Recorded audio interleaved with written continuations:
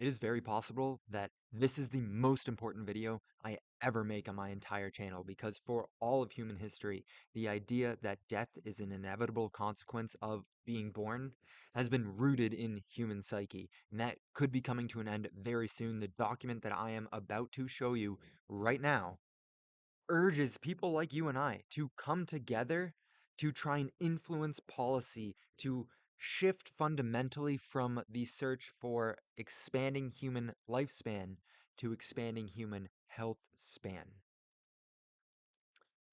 Dublin Longevity Declaration off to a good start. This document was just launched last month in October, and it has over 2,000 signatures from scientists and clinicians alike very suddenly because this is a huge step shifting the paradigm, like I said. The effort was spearheaded by Dr. Aubrey de Grey, head of Longevity Escape Velocity Foundation, Levif, I like that, Professor Brian Kennedy of the National University of Singapore, and Martin O'Dea, CEO of Longevity Summit in Dublin, which makes sense because they just had a huge conference in Dublin, the Longevity Summit. The declaration, subtitled Consensus Recommendation to Immediately Expand Research on Extending Healthy Human Lifespans, asserts the urgent need for a paradigm shift in how humanity views aging, both health span and lifespan. According to the declaration, for a millennia, the consensus of the general public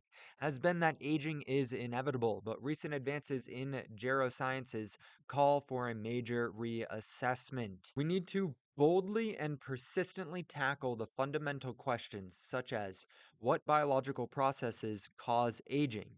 Can aging be reversed or is significantly slowed only? How would expanding lifespan change humans and human society? Answering these questions is a monumental task in terms of time and resources, but it would undoubtedly pay for itself many times over. The Declaration claims, however, it is more than just numbers and calculations. Embarking on this journey would align with humans' fundamental itch to acquire knowledge for knowledge's sake. The Declaration then offers a glimpse into the world where aging has been put under control. In this world, the energy of youth would be combined with the wisdom of experience, and people would live long enough for space travel, be able to start a career at 80, and so on. Think about what I just read to you guys. Really try and conceptualize that for a second. Pause the video if you need to, but make sure you like and subscribe because this is the kind of stuff we talk about all the time here. Longevity, decentralized science. Our understanding of the aging process is increasing exponentially. However, most of the sources, most of the resources have been funneled into different treatments to prolong dying. Just putting it bluntly, we are focused on prolonging dying because it is so profitable, because it is so clearly profitable. It's not more profitable than prolonging a healthy lifespan. It's just that was what we dabbled into first, was all these treatments, all these drug therapies that just prolong the stages of dying for 10, 20, 30 years, so long as you take this medication every single week or even every single day. You know what I'm saying? It's disgusting. It's money hungry people. And this document is urging people to shift that perception and kind of unlock an area in the brain that we might not have been thinking about collectively. That is, what happens if we can live like a 30-year-old, like a 20-year-old when you're 80 years old? You're just as smart as someone who was able to develop a full career. Go like CEOs for companies peak around the age of 50. Did you know that? Most successful CEOs are in their 50s, and that's because they have that life experience to go with it. Unfortunately, decline comes soon after that. Maybe into their 60s or 70s, they'll be able to continue to work.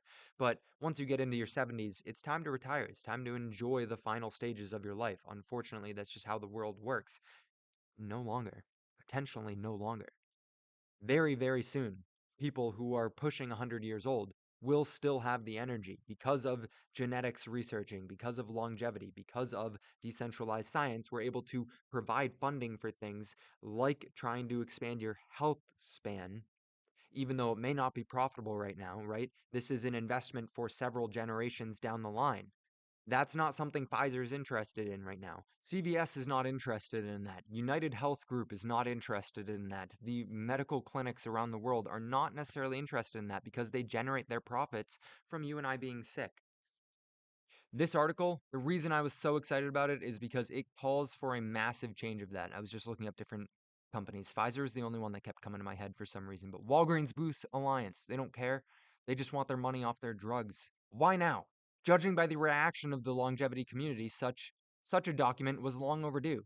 Numerous researchers promoted the declaration on social media, including Harvard professors David Sinclair, who said to Lifespan.io that the declaration represents a call to arms for scientists, entrepreneurs, and governments to rally against the leading cause of disease and suffering on the planet, which happens to be aging.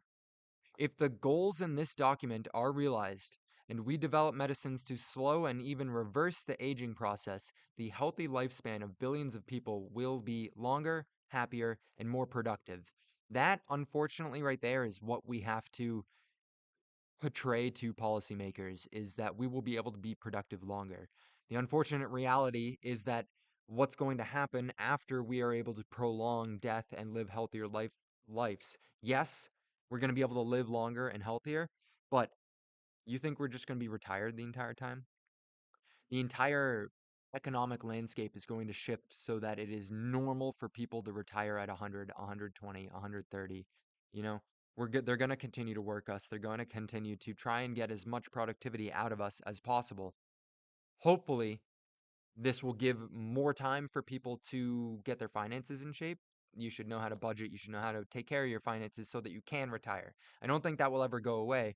Hopefully, rather than just seeing people live to 200 years old and working at Walmart, we'll actually be able to get them to retire. Your time's your most valuable asset. Hopefully, this is worth investing into. I will leave the links to this article and the declaration if you want to sign it in the description below.